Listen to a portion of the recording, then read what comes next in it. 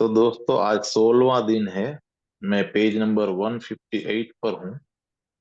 और तंत्र के लिए चित्त और मन की शुद्धि किस तरह से अनिवार्य है उस पर भगवान आगे बात करते हैं। मैं पढ़ता हूँ। लेकिन तुम अहिंसक कैसे हो जाओगे? इस तरह तुम अपनी प्रतिमा को भविष्य के लिए स्थगित करते हो, बचा लेते हो। तुम अपने को वर्तमान में नहीं सोचते। तुम सदा आदर्श की भाषा में, अहिंसा, प्रेम और करुणा की भाषा में सोचते हो। और तब तुम भविष्य में होते हो। यह वर्तमान तो तुरंत अतीत हो जाने वाला है।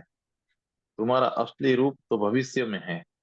इसलिए तुम आदर्शों के साथ तादात्म्य किए जाते हो। वे आदर्श भी यथार्थ को, हकीकत को अस्वीकृत करने के ढंग हैं। तुम हिंसक हो, यह यथार्थ है। और सिर्फ वर्तमान का अस्तित्व है, भविष्य कहीं है नहीं। तुम्हारे सब आदर्श मात्र सपने हैं। वे मन को स्थगित करने के, मन को कहीं और बांधे रखने के ढंग भर हैं। तुम हिंसक हो, यह यथार्थ है। इसलिए इसे स्वीकार कर लो और अहिंसक बनने की चेष्टा छोड़ दो। कोई हिंसक चित्त अहिंसक नहीं हो सकता है। यह कैसे संभव है? अपने भीतर गहरे देखो। तुम हिंसक हो, अहिंसक कैसे हो सकते हो? तुम जो भी करोगे वह हिंसक आदमी का कृत्य होगा। अहिंसक होने का प्रयास भी हिंसक मन का ही प्रयास होगा। तुम हिंसक हो, इसलिए अहिंसक होने की चेष्टा में भी तुम हिंसक ही रहोगे। अहिंसक होने की चेष्टा में ही तुम हर तरह की हिंसा करोगे। यही कारण है कि तुम अहिंसा के साधकों के पास जाते हो। वे दूसरों के साथ तो हिंसा नहीं करते हैं, लेकिन अपने साथ हिंसा करते हैं। वे अपने प्रति बहुत हिंसापूर्ण हैं। वे आत्महत्या कर रहे हैं। और वे जितने ही पागलपन के साथ अपने खिलाफ होते हैं, उतने ही पूजे जाते हैं। और जब वे पूरी तरह पागल हो जाते हैं तो समाज कहता है कि वे संत हैं। लेकिन उन्होंने सिर्फ हिंसा के विषय को बदल दिया है। पहले वे औरों के साथ हिंसा करते थे, अब अपने साथ हिंसा कर रहे हैं। लेकिन उनकी हिंसा कायम है। और इस हिंसा में एक और सुविधा है। जब तुम दूसरे के साथ हिंसा करते हो तो कानून, अदालत, समाज सब उसकी रक्षा करने को आ सकते हैं। लेकिन जब तुम अपने साथ हिंसा करते हो तो कोई कानून नहीं है।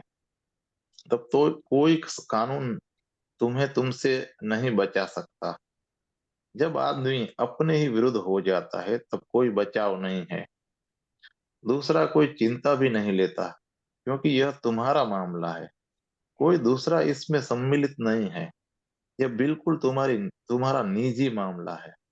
तथाकथित साधु संत अपने ही प्रति हिंसक हैं। किसी को क्या पड़ी है? वे कहते हैं तुम जानो, तुम्हारा काम जाने। अगर तुम्हारा मन लोभी है तो तुम अलोभी कैसे हो सकते हो? लोभी मन लोभी ही रहेगा। वह लोभ के पार जाने के लिए जो भी करेगा उससे कुछ होने वाला नहीं है। हाँ, हम नए लोभ पैदा कर लेंगे। किसी लोभी आदमी से पूछो कि क्या कर रहे हो? सिर्फ धन कमा रहे हो? मर जाओगे और धन यहीं पड़ा रहेगा। यही सारे तथाकथित धर्म गुरुओं का तर्क है कि तुम अपने साथ अपना धन नहीं ले जा सकते। लेकिन अगर कोई धन ले जा सकते हो तो वो है तुम्हारा अगर तुम धन ले जा सके तो तुम्हारा सारा तर्क व्यस्त हो जाता है। लोभी आदमी को भी यह तर्क जचता है। वो भी कहता है कि धन हम अपने साथ नहीं ले जा सकेंगे। इसलिए वह ले जाना तो चाहता ही है। और यही कारण है कि पुरोहित प्रभावी हो जाता है। वह उसे बताता है कि जो चीजें मृत्यु के बाद साथ नहीं चलने वाली हैं, उनका परिग्रह व्यर्थ है। मतलब कि उसको इकट्ठा करना व्यर्थ है। मैं तुम्हें वे चीजें बताता हूँ जो साथ जा सकती है। पुण्य साथ जा सकता है, अच्छाई साथ जा सकती है, लेकिन धन नहीं। इसलिए धन दान कर दो। लेकिन यह भी तो उसके लोभ लोभ को ही उकसाना हुआ। उसे यह कहना हुआ कि अब हम तुम्हें ऐसी चीजें देते हैं जो मृत्यु के पार जा सकती है। और यह उपदेश नतीजा लाता है। लोभी आदमी सोचता है कि उपदेशक सही कहता है, मौत है और उसके साथ कुछ भी नहीं किया जा सकता, इसलिए मुझे कुछ ऐसा करना होगा जो मृत्यु के पार जा सके। मुझे परलोक के लिए किसी तरह का बैंक बैलेंस जमा करना होगा, क्योंकि इस लोक की संपदा सदा साथ नहीं रह सकती है। वह इसी भाषा में सोचता है। तुम शास्त्रों को पढ़ो, वे तुम्हारे लोभ को उकसा रहे हैं। वे कहते हैं, क्षण भंगुर सुखों के पीछे क्यों समय व्यर्थ कर रहे हो। जो क्षण भंगुर है, कुछ शाश्वत सुख की खोज करो। फिर ठीक है, वे सुख के विरुद्ध नहीं है, वे क्षण भंगुर सुख के विरुद्ध हैं। इस लोभ को तो देखो। तो कभी यह हो सकता है कि एक लोभ रहित आदमी तुम्हें मिल जाए जो क्षणिक सुखों का सुख ले रहा हो, लेकिन तुम साधु महात्माओं में कोई न मिलेगा जो शाश्वत सुख की खोज न करता हो। उनका लोभ तो और भी भारी है। तुम्हें सामान्य जनों के बीच कोई अलोभी मिल भी सकता है, लेकिन तथाकथित साधु संतों के बीच अलोभी न मिलेगा। वे भी सुख खोजते हैं, लेकिन उनका लोभ बहुत बड़ा है। तुम क्षण भंगुर सुखों से संतुष्ट हो, वे नहीं हैं। उनका लोभ तो शाश्वत सुख से ही तृप्त होता है। ध्यान रहे, असीम लोभ असीम सुख की खोज करता है। सीमित लोभ सीमित सुख से संतुष्ट है। वे तुम्हें कहेंगे कि क्या एक स्त्री को प्रेम करते हो, उसमें खून और हड्डी के सिवाय और है क्या। वे स्त्री के विरोध में नहीं है, वे हड्डी और शरीर के विरोध में है। अगर स्त्री सोने की हो तो ठीक, वे स्वर्ण स्त्री की मांग कर रहे हैं। और क्योंकि सोने की स्त्री इस दुनिया में नहीं होती, इसलिए वे दूसरी दुनिया निर्मित कर रहे हैं। वे कहते हैं, स्वर्ग में अप्सराएं हैं जिनकी काया सोने की है और जो सदा युवा रहती है। हिंदुओं के स्वर्ग में अप्सराओं की उम्र कभी 16 साल से ऊपर नहीं जाती। वे कभी बूढ़ी नहीं होती, सदा 16 साल की बनी रहती हैं। तो इन मामूली औरतों के पीछे क्यों समय बर्बाद करते हो। स्वर्ग की सोचो। ये लोग सुख के विरोध में नहीं है, असल में वे क्षण भंगुर सुख के विरोध में है। अगर किसी एक में परमात्मा इस संसार अगर किसी एक में परमात्मा इस संसार को शाश्वत सुखों से भर दे, तो तुरंत तुम्हारा धर्म का सारा महल धूल धूसरित हो जाएगा। तब धर्म का सारा आकर्षण ही जाता रहेगा। अगर किसी तरह बैंक बैलेंस मृत्यु के पार ले जाया सके, तो कोई वहां के बैंक बैलेंस में उत्सुक नहीं होगा। इसलिए मृत्यु पुरोहित का भारी सहारा है। लोभी आदमी सदा दूसरे लोभ से आकर्षित होता है। अगर तुम उससे कहो कि तुम्हारा लोभ तुम्हारे दुखों का कारण है, इसलिए अगर लोभ छोड़ दो तो तुम आनंद को उपलब्ध हो जाओगे, तो वह राजी हो सकता है, क्योंकि तुम अब उसके लोभ को नए चरागाह दे रहे हो। वह लोभ के नए आयाम में प्रवेश करने जा रहा है। इसलिए तंत्र कहता है, लोभी मन अलोभ को नहीं उपलब्ध हो सकता है। लेकिन यह बहुत निराशाजनक है। अगर ऐसी बात है तो कुछ भी नहीं किया जा सकता। तब तंत्र है क्या। अगर लोभी चित्त अलोभ को प्राप्त नहीं हो सकता, अगर हिंसक चित्त अहिंसक नहीं हो सकता, और अगर कामुक चित्त कामुकता को पार नहीं कर सकता, अगर कुछ किया ही नहीं जा सकता, तो तंत्र आखिर चाहता क्या है। तंत्र यह नहीं कहता है कि कुछ भी नहीं किया जा सकता। कुछ किया जा सकता है, लेकिन उसका आयाम सर्वथा भिन्न है। एक लोभी मन को समझना है कि वह लोभी है और उसे यह स्वीकार करना है। उसे अलोभी होने की चेष्टा में नहीं लगना है। लोभी मन को अपनी गहराई में उतर के अपने लोभ की गहराई को जानना है। उसे अपने लोभ से पृथक नहीं होना है। उसे उसके साथ साथ रहना है। उसे आदर्शों में लोभ के विपरीत आदर्शों में नहीं गति करनी है, बल्कि वर्तमान में रहना है। उसे लोभ में ही गति करनी है। लोभ को ही जानना है और लोभ को ही समझना है। उसे लोभ से किसी भी भांति पलायन नहीं करना है। और अगर तुम अपने लोभ के साथ रह सके तो बहुत सी बातें होंगी। अगर तुम अपने लोभ के साथ, काम वासना के साथ, अपने क्रोध के साथ इस तरह रह सके कि तो इस तरह रह सके तो तुम्हारा अहंकार विसर्जित हो जाएगा। यह पहली बात होगी। और यह कितना बड़ा चमत्कार है। अनेक लोग मेरे पास आते हैं और पूछते हैं कि अहंकार से मुक्त कैसे हुआ जाए। तुम अहंकार से नहीं मुक्त हो सकते, क्योंकि मुक्त होने के लिए तुम्हें अहंकार के आधार को खोजना और पाना होगा। तुम लोभी हो और तुम समझते हो कि मैं अलोभी हूँ। यही अहंकार है। अगर तुम लोभी हो और समग्रता से जानते और स्वीकारते कि मैं लोभी हूँ, तो तुम्हारे अहंकार को खड़े रहने की जगह नहीं मिलती। अगर तुम क्रोधी हो और कहते कि मैं क्रोधी हूँ, दूसरों से नहीं कहते हो लेकिन अपने भीतर गहरे महसूस करते हो, अपनी बेबसी को महसूस करते हो, तो फिर तुम्हारा क्रोध कहाँ खड़ा रहेगा। अगर तुम कामुक हो तो यह स्वीकार कर लो, तुम जो भी हो उसे स्वीकार कर लो। स्वभाव की अस्वीकृति से, तथाता के इनकार से, जो भी तुम हो उससे पलायन से अहंकार का निर्माण होता है। और तुम उसे स्वीकार कर लो तो अहंकार नहीं रहेगा। और अगर उसे नहीं स्वीकार करते हो, इनकार करते हो, उसके विरुद्ध आदर्श निर्मित करते हो, तो अहंकार रहेगा। आदर्श ही वह चीज है जिससे अहंकार का निर्माण होता है। अपने को स्वीकार करो।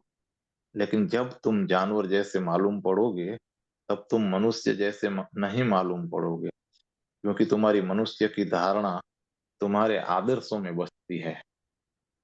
यही कारण है कि हम लोगों को सिखाते हैं कि पशु जैसे मत हो जाओ। और हर एक आदमी पशु है। क्या कर सकते हो, तुम पशु ही हो। तो अपनी पशुता को स्वीकार कर लो। और जिस क्षण तुम अपनी पशुता को स्वीकार करते हो, उसी क्षण तुमने अपनी पशुता से आगे जाने का कदम उठा लिया। क्योंकि कोई पशु नहीं जानता है कि वह पशु है। केवल मनुष्य यह जान सकता है। और वही पार जाना है। तुम इनकार करके, अस्वीकार करके पार नहीं जा सकते। स्वीकार करो। और जब सब स्वीकृत होता है तो तुम अचानक महसूस करते हो कि तुम अतिक्रमण कर गए। यह कौन है जो स्वीकार करता है? यह कौन है जो समग्र को स्वीकार करता है? जो स्वीकार करता है वह पार चला जाता है। अगर तुम इनकार करते हो तो तुम उसी तल पर पड़े रहते हो। स्वीकार करने से अतिक्रमण करते हो। स्वीकृति अतिक्रमण है। और अगर तुम समग्रता से स्वीकार करते हो तो तुम अचानक अपने केंद्र पर फेंक दिए जाते हो। तब तुम कहीं नहीं जा सकते। तब तुम अपने तथाता से, अपने स्वभाव से अलग नहीं हो सकते। और इसलिए तुम केंद्र पर फेंक दिए जाते हो। जिन तांत्रिक विधियों की हम यहाँ चर्चा कर रहे हैं, वे तुम्हें तुम्हारे केंद्र पर फेंकने के अलग अलग उपाय हैं। और तुम अनेक अनेक ढंगों से अपने केंद्र से बचने की चेष्टा कर रहे हो। आदर्श इस बचाव के, पलायन के बहुत अच्छे उपाय हैं। आदर्शवादी सबसे सूक्ष्म रूप से अहंकारी लोग होते हैं। इसमें बहुत सी बातें भी हैं। तुम हिंसक हो और तुम अहिंसा का आदर्श निर्मित करते हो। तब तुम्हें अपने भीतर अपनी हिंसा में जाने की, उसे देखने की जरूरत ही न रही। तब इतना ही जरूरी है कि तुम अहिंसा के संबंध में सोचो, अहिंसा के संबंध में पढ़ो और अहिंसा का अभ्यास करो। तुम अपने को कहते हो कि हिंसा के पास भी नहीं जाना है, और तुम हिंसक हो। इसलिए तुम अपने से स्वयं से पलायन कर सकते हो, तब तुम परिधि पर पहुंच सकते हो। लेकिन अब तुम केंद्र पर न आ सकोगे। यह एक बात हुई। दूसरी बात है कि जब तुम अहिंसा का आदर्श निर्मित करते हो, तब तुम दूसरों की निंदा कर सकते हो। अब यह बहुत आसान काम है। अब तुम्हारे पास हरेक के संबंध में निर्णय लेने का मापदंड है, वह आदर्श है। अब तुम हरेक से यह कह सकते हो कि तुम हिंसक हो। भारत ने ऐसे अनेक आदर्श खड़े किए हैं। यही वजह है कि भारत निरंतर समूचे संसार की निंदा से भरा है। वह सारे संसार को निंदित कर रहा है। सब कोई हिंसक है, केवल भारत अहिंसक है। सच तो यह है कि यहाँ कोई भी अहिंसक नहीं है, हर कोई हिंसक है,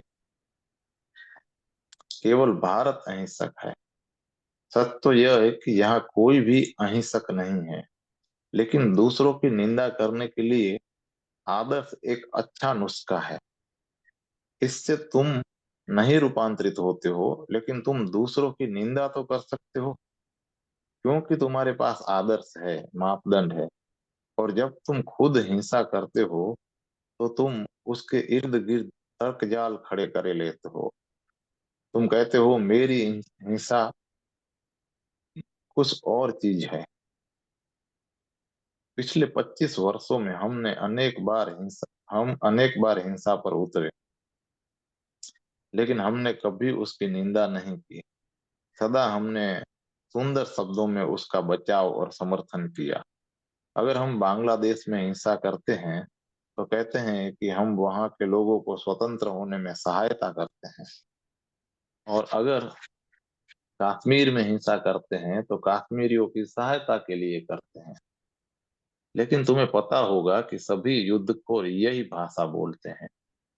अगर अमेरिका वियतनाम में हिंसा करता है, तो वह वहां गरीबों के लिए कर रहा है। कोई अपने लिए थोड़ी हिंसा करता है, हमेशा दूसरों के लिए करता है। अगर मैं तुम्हारी हत्या भी कर दूं, तो यह तुम्हारे ही हित के लिए करूंगा, तुम्हारी मदद में करूंगा। अगर तुम मर भी गए और मेरे हाथ से मरे, तो तुम्हें मेरी करुणा पर निगाह रखनी होगी। तुम्हारे ही हित के लिए मैं तुम्हारी हत्या भी कर सकता हूँ। इस तरह तुम सारे संसार की निंदा किए चले जाते हो। जब भारत ने गोवा पर अतिक्रमण किया और चीन के साथ युद्ध किया, तो बर्ट्रैंड रसल ने नेहरू की आलोचना की और पूछा कि अब तुम्हारी अहिंसा कहाँ गई? तुम सब गांधीवादी हो, तुम्हारी अहिंसा का क्या हुआ? नेहरू ने भारत में बर्ट्रैंड रसल की पुस्तक पर प्रतिबंध लगाकर उसका जवाब दिया। रसेल ने जो किताब लिखी थी, उस पर नेहरू ने पाबंदी लगा दी। यही हमारी अहिंसा है। यह एक बढ़िया विवाद बन सकता था। वह किताब भारत में मुफ्त बांटी जानी चाहिए थी, क्योंकि रसेल ने सुंदर विवाद खड़ा किया था। उसने कहा था कि तुम हिंसक हो, तुम्हारी अहिंसा महज राजनीतिक है। तुम्हारे गांधी महात्मा नहीं थे, वे कूटनीतिज्ञ थे। तुम सब अहिंसा की बात करते हो, लेकिन जब मौका आता है तो तुम हिंसक हो जाते हो।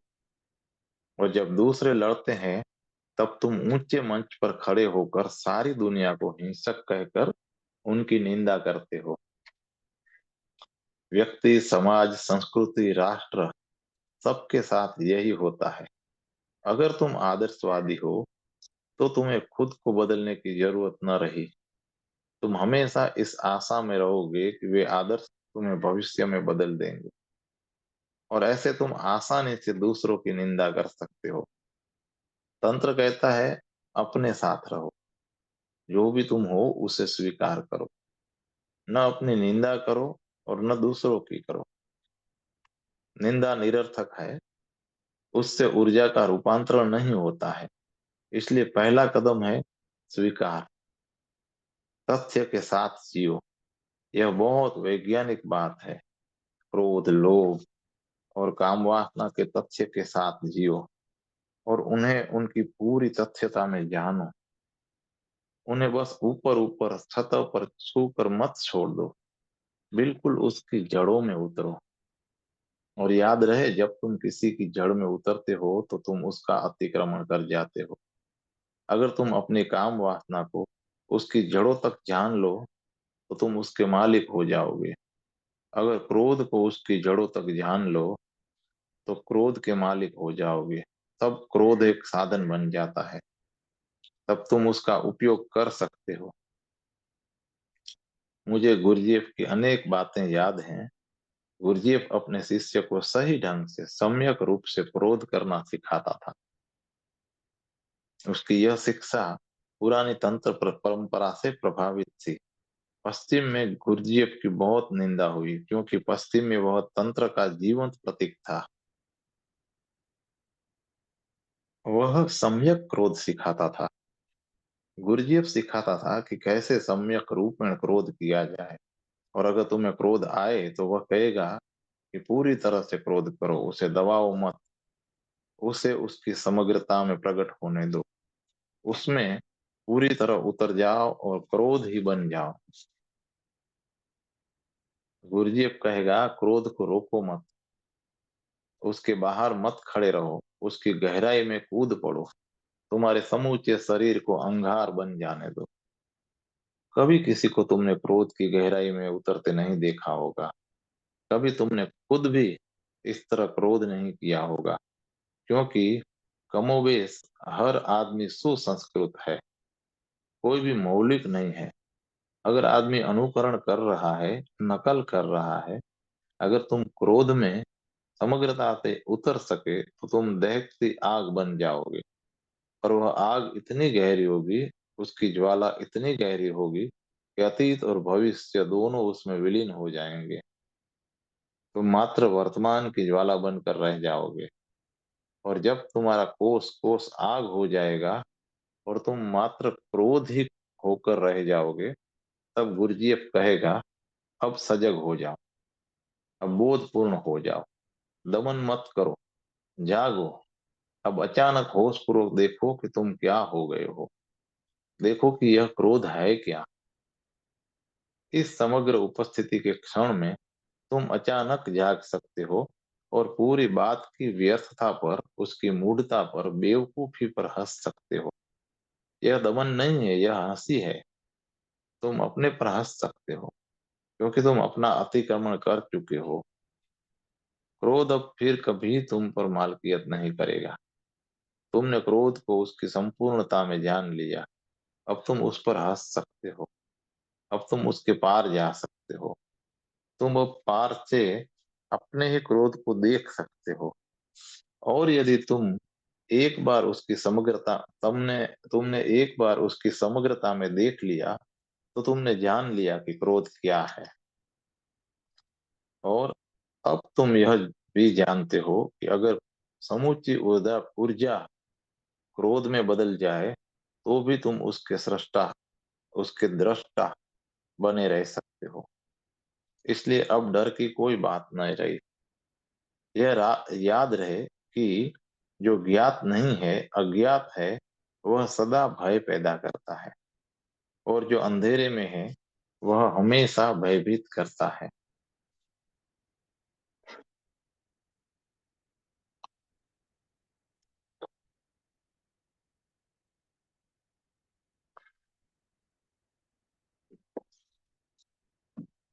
तुम अपने क्रोध से भयभीत हो, डरे हुए हो।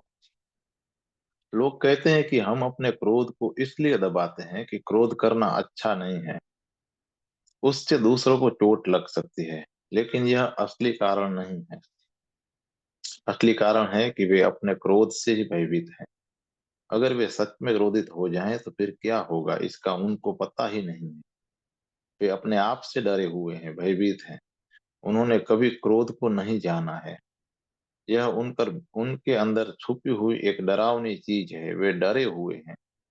यही कारण है कि वे समाज, संस्कृति, शिक्षा के पीछे पीछे हो लेते हैं। और कहते हैं कि हमें क्रोध नहीं करना चाहिए, क्रोध बुरा है, इससे दूसरों को दुख होता है।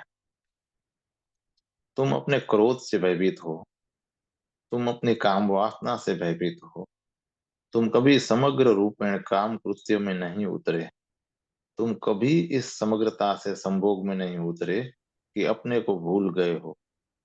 तुम हमेशा वहां मौजूद थे, तुम्हारा मन मौजूद था। और अगर काम कृत्य में तुम्हारा मन मौजूद है तो वह कृत्य सदा झूठा होगा, नकली होगा। मन को वहां विसर्जित होना चाहिए, तुम्हें मात्र शरीर रह जाना है। वहां किसी तरह का सोच विचार नहीं चलाना चाहिए। अगर विचार चलता है तो तुम विभाजित हो गए। मतलब कलकत्ती का जल अगर लेना तुम्हारा चाहती थी। काम कृत्य अतिरिक्त ऊर्जा का क्षलन मात्र होकर रह जाएगा, और तब तुम्हारा काम कृत्य अतिरिक्त ऊर्जा का स्खलन मात्र होकर रह जाएगा। वह स्खलन से ज्यादा कुछ नहीं होगा। लेकिन तुम काम कृत्य में समग्रता के साथ उतरने में डरते हो, और इसी वजह से तुम समाज की मान कर चलते हो और कहते हो कि काम वासना बुरी है, तुम भयभीत हो। लेकिन तुम भयभीत क्यों हो? तुम भयभीत हो क्योंकि अगर तुम समग्रता से संभोग में उतरे तो तुम क्या कर गुजरोगे, इसका तुम्हें कुछ पता नहीं है। तब क्या होगा यह भी तुम्हें नहीं मालूम है। और तब कौन सा पशु बल जागेगा यह भी तुम्हें नहीं जानते हो। और तुम नहीं जानते हो कि तुम्हारा अचेतन तुम्हें उठाकर कहाँ फेंक देगा। तुम्हें कुछ नहीं मालूम है। तब तुम अपने मालिक नहीं रहोगे। तब तुम्हारा नियंत्रण जाता रहेगा, और तब तुम्हारी प्रतिभा भी नष्ट हो जाएगी। इसलिए तुम काम कृत्य पर नियंत्रण रखते हो, और नियंत्रण रखने का उपाय है कि मन से तुम मौजूद रहो। काम कृत्य तो हो, लेकिन महज स्थानीय रहे। इस स्थानीय और समग्र को समझने की कोशिश करो। तंत्र कहता है, जब सिर्फ तुम्हारा काम जब सिर्फ तुम्हारा काम केंद्र काम कृत्य में संलग्न होता है, तब वह कृत्य स्थानीय है। वह स्थानीय है, स्थानीय स्खलन है। काम केंद्र निरंतर ऊर्जा इकट्ठी कर रहा है, और जब वह ऊर्जा अतिशय हो जाती है तो तुम्हें उसे निकास देना पड़ता है। अन्यथा वह ऊर्जा तनाव पैदा करेगी, बोझिल हो जाएगी। इसलिए तुम उसका स्खलन कर देते हो। लेकिन वह स्थानीय स्खलन है, उसमें तुम्हारा समूचा शरीर, समूचे तुम सम्मिलित नहीं होते हो। गैर स्थानीय यानी समग्र काम कृत्य का अर्थ है कि उसमें तुम्हारा शरीर का एक एक रेशा, एक एक कोष, हाँ, समूचे मेरे तुम बर्थडे। सम्मिलित होते हो। काम केंद्र ही नहीं, तुम्हारा पूरा अस्तित्व कामुक हो उठता है। समूचा अस्तित्व काममय हो गया है। लेकिन तुम भयभीत हो, डरे हुए हो, क्योंकि उस हालत में कुछ भी हो सकता है, और तुम्हें नहीं मालूम है क्या होगा, क्योंकि तुमने कभी समग्रता को नहीं जाना है। तब तुम कुछ भी कर सकते हो जिसको तुम सोच भी नहीं सकते। उसमें तुम्हारे अचेतन का विस्फोट हो सकता है। तुम एक नहीं अनेक पशु एक साथ हो जा सकते हो, क्योंकि तुम अनेक जीवनों से गुजर चुके हो, अनेक पशु जीवनों से। तुम चीखने चिल्लाने लग सकते हो, तुम सिंह की भांति दहाड़ने लग सकते हो। तुम नहीं जानते कि क्या हो सकता है। कुछ भी संभव है, और उससे भय पैदा होता है। इसलिए तुम नियंत्रण में रहते हो, और किसी भी कृत्य में अपने को पूरी तरह नहीं खोते। और उसका नतीजा यह होता है कि तुम कभी कुछ नहीं जानते, और जाने बिना अतिक्रमण नहीं हो सकता है। स्वीकार करो, गहरे उतरो, और बिल्कुल जड़ों तक जाओ। यही तंत्र है।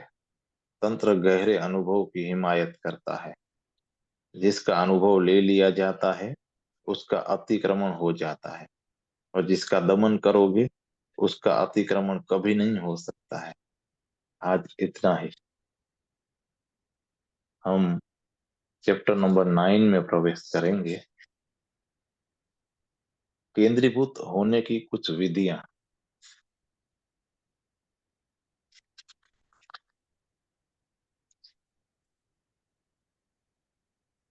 ये पेज नंबर 166 पर है और इस विधियों का मैं व्याख्या पढ़ता हूँ। नंबर 13। क्या कल्पना करो कि मोर की पूंछ के पचरंगे वर्तुल निस्सीम अंतरिक्ष में तुम्हारी 5 इंद्रियां हैं। अब उनके सौंदर्य को भीतर ही घुलने दो। उसी प्रकार शून्य में या दीवार पर किसी एक बिंदु के साथ कल्पना करो, जब तक कि वह बिंदु विलीन न हो जाए। तब दूसरे के लिए तुम्हारी कामना सच हो जाती है। सूत्र नंबर 14। अपने पूरे अवधान को अपने मेरुदंड के कमुल तं, मध्य में कमल तंतु सी कोमल स्नायु में स्थित करो और इसमें रूपांतरित हो जाओ। अब भगवान इसको समझाते हैं। मनुष्य अपने केंद्र के साथ जन्मता है, लेकिन उसे उसकी जानकारी जरा भी नहीं रहती। मनुष्य अपने केंद्र को जाने बिना रह सकता है, लेकिन केंद्र के बिना वह हो ही नहीं सकता। और यह केंद्र मनुष्य और अस्तित्व के बीच की कड़ी है। यह मूल आधार है। तुम उसमें तुम उससे अनभिज्ञ अनजाने रह सकते हो। केंद्र के होने के लिए उसका ज्ञान जरूरी नहीं है, लेकिन अगर तुम अपने उस केंद्र को नहीं जानते हो तो तुम्हारा जीवन बिना जड़ों के होगा। तब तुम अपने पैर के नीचे जमीन नहीं पाओगे। तब तुम आधारित नहीं अनुभव करोगे। तब इस जगत में परायापन अजीबपन अनुभव होगा, अपनापन नहीं। निश्चित ही केंद्र तो है, लेकिन उसे न जानने से तुम्हारा जीवन हवा में तिनके की तरह भटकता हुआ मालूम पड़ता है। लक्ष्यहीन, अर्थहीन और रिक्त। तुम्हें लगेगा कि तुम जीवन के बिना ही जी रहे हो, एक भटकाव हो, महज मृत्यु की प्रतीक्षा कर रहे हो। जब तुम जीने को एक क्षण से दूसरे क्षण के लिए स्थगित करते जाओगे, लेकिन वह स्थगन तुम्हें कहीं नहीं पहुंचाएगा। तुम सिर्फ समय को काटोगे और इस कारण किसी गहन निराशा का भाव छाया की तरह तुम्हारा पीछा करेगा। मनुष्य केंद्र को अपने साथ लेकर आता है, लेकिन उसका ज्ञान साथ लेकर नहीं आता। वह ज्ञान तो उपलब्ध करना होगा। केंद्र तुम्हारे पास है। केंद्र है, तुम उसके बिना नहीं हो सकते। केंद्र के बिना तुम जी कैसे सकते हो? तुम अपने और अस्तित्व के बीच, या कहो अपने और परमात्मा के बीच किसी सेतु के बिना कैसे रह सकते हो? अगर गहरे जोड़ अगर गहरे जोड़ बिना तुम जीवित ही नहीं रह सकते। एक गहरे जोड़ बिना तुम जीवित ही नहीं रह सकते। परमात्मा में तुम्हारी जड़ बहुत गहरी है। प्रत्येक क्षण तुम उन्हीं जड़ों के सहारे जीते हो, लेकिन वे जड़ें भूमिगत हैं। वे वैसे ही जैसे किसी वृक्ष की जड़ें भूमि में छिपी हैं। वृक्ष को अपनी जड़ों का पता नहीं है। तुम्हारी भी जड़ें हैं। वह जड़ों के द्वारा अस्तित्व से संबंध ही तुम्हारा केंद्र है। और जब मैं कहता हूँ कि मनुष्य जड़ के साथ पैदा होता है, तो उसका मतलब है कि इस बात की संभावना है कि तुम्हें अपने जड़ों का ज्ञान भी हो जाए। और अगर तुम्हें अपनी जड़ों का ज्ञान हो जाए तो तुम्हारा जीवन वास्तविक जीवन हो जाए। अन्यथा तुम्हारा जीवन एक गहरी नींद है, एक स्वप्न है। अब्राहम मेस्लो जिसे सेल्फ एक्चुअलाइजेशन कहता है, वह और कुछ भी नहीं है। वह तुम्हारे इसी आंतरिक केंद्र के प्रति जागरूक हो जाना है, जिस केंद्र के जरिए तुम संपूर्ण सृष्टि के साथ जुड़े हो, उसके साथ संबंधित हो। वह तुम्हारी जड़ों के प्रति बोधपूर्ण हो जाना है। वह यह जान लेगा कि तुम यहाँ अकेले नहीं हो, अलग थलग नहीं हो, कि तुम इस जागतिक संपूर्णता के अंश हो, कि यह जगत परदेश नहीं है। यहाँ तुम अजनबी नहीं हो, यह तुम्हारा अपना घर है। लेकिन जब तक तुम अपनी जड़ों को, अपने केंद्र को नहीं पा लेते, यह जगत अजनबी सा बना रहेगा, परदेश सा मालूम पड़ेगा। सार्त्र कहता है कि आदमी मानो इस संसार में फेंक दिया गया हो। हाँ, अगर तुम अपने केंद्र को नहीं जानते हो तो तुम्हें लगेगा कि तुम इस दुनिया में फेंके गए हो। तुम्हें लगेगा तुम परदेसी हो, बाहरी हो, और इस संसार में यह संसार तुम्हारा नहीं है, और तुम इस संसार के नहीं हो। और तब भय, चिंता और संताप ही हाथ लगेंगे। संसार में मनुष्य अजनबी की तरह रहे तो उससे गहरी चिंता, भय, आतंक और संताप अनिवार्य रूप से अनुभव होंगे। तब उसका जीवन सिर्फ एक कश्मकश होगा, एक संघर्ष होगा, और इस संघर्ष में उसकी हार निश्चित है। मनुष्य नहीं जीत सकता है, क्योंकि अंश अंश के विरुद्ध कैसे जीत सकता है। अस्तित्व के विरुद्ध में तुम सफल नहीं हो सकते हो। अस्तित्व के साथ होकर तुम सफल हो सकते हो, लेकिन विरुद्ध में जाकर नहीं। और वही फर्क है धार्मिक व्यक्ति और अधार्मिक व्यक्ति में। अधार्मिक व्यक्ति अस्तित्व के विरोध में होगा। धार्मिक आदमी को लगेगा कि यह जगत उसका घर है। उसे नहीं लगेगा कि यहाँ उसे फेंक दिया गया है। उसे लगेगा कि वह इस संसार में पला है, बड़ा हुआ है। इस फेंके जाने और पाले जाने के फर्क को स्मरण रखो। जब सार्त्र कहता है कि आदमी संसार में फेंक दिया गया है, तो यह बात ही कहती है कि तुम यहाँ के नहीं हो। फेंके गए का अर्थ है कि तुम यहाँ तुम्हारी सहमति के बिना जबरदस्ती भेजे गए हो। इसलिए यह संसार शत्रु जैसा मालूम पड़ता है, और संताप ही उसका फल हो सकता है। अगर तुम इस दुनिया में फेंके नहीं गए हो, अगर तुम यहाँ इसके जैविक अंग की तरह बड़े हो, तो फिर बात और हो सकती है। वास्तव में बेहतर होगा यह कहना कि तुम अस्तित्व ही हो, जो मनुष्य के नाम एक विशेष आयाम में विकसित हुए हो। जगत बहुआयामी है। वह अनेक आयामों में, वृक्षों में, पहाड़ों में, सितारों में, ग्रहों में विकसित होता है। मनुष्य भी विकास का एक आयाम है। जगत अपने को अनेक अनेक आयाम में प्रकट करता है, अभिव्यक्त करता रहता है। मनुष्य भी उन्हीं आयामों में से एक आयाम है, जिसकी अपनी ऊंचाई और अपना शिखर है। कोई वृक्ष अपनी जड़ों को नहीं जानता है। कोई पशु अपने केंद्र को नहीं जान सकता है, और इस कारण उन्हें चिंता नहीं सताती। अगर तुम्हें अपनी जड़ों का, अपने केंद्र का बोध नहीं है, तो तुम्हें अपनी मृत्यु का भी बोध नहीं हो सकता है। मृत्यु मनुष्य के लिए ही है। मृत्यु मनुष्य के लिए है, क्योंकि वह अपनी जड़ों को, अपने केंद्र को, अपनी समग्रता को, जगत से अपने जुड़े होने के प्रति जाग सकता है। अगर तुम केंद्र के बिना रहते हो, अगर तुम अपने को परदेसी महसूस करते हो, तो तो तुम्हारा संताप में होना लाजमी है। इसके विपरीत, अगर तुम्हें यह अनुभव हो कि यह जगत तुम्हारा घर है, कि तुम में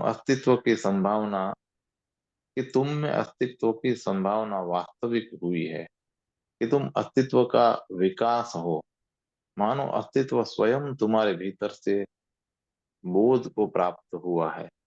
अगर तुम इस भांति अनुभव करो, तो आनंद उसका फल होगा। जगत के साथ जैविक एकता का अनुभव आनंद लाता है, और उसके साथ शत्रुता की प्रतीति संताप लाती है। लेकिन जब तक तुम अपने केंद्र को नहीं जानते, तब तक तुम्हें यही लगेगा कि तुम फेंके गए हो और यह जीवन तुम पर लाद दिया गया है।